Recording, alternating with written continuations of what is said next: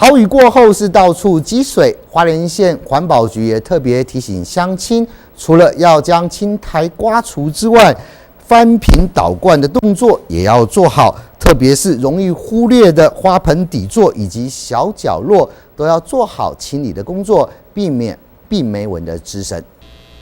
这几天天气不稳定，大雨过后四处严重积水。花莲县环保局特别呼吁民众将居家四周的瓶瓶罐罐及废弃轮胎做好翻瓶倒灌，也就是要尽量保持干燥。没有容器积水的话，病媒蚊就不容易滋生，尤其是一般民众比较容易疏忽的盆栽下的水盆，更要定期的清洗晾干。另外，青苔是小黑蚊的温床，要消灭小黑蚊，就要定期清除青苔。我们希望呼吁民众，我们一起来做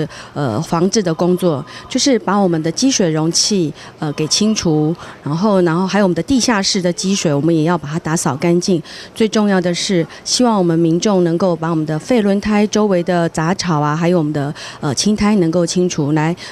防止我们的病媒蚊的滋生。那在此我们要呼吁民众，喷药并不是最好的方法，它只能治标不能治本。我们也希望我们的民众能够居家防护的同时，能够装纱窗或者是穿长袖的衣服来做我们的防护的工作。洪秋琪强调，维护良好的家园整洁，人人有责。希望民众都能够举手之劳，做好居家环境自主的管理工作。只有勤快做好翻瓶倒灌，才能够有效避免登革热，确保居家环境的干净清洁。记者尤秀锦，花莲市报道。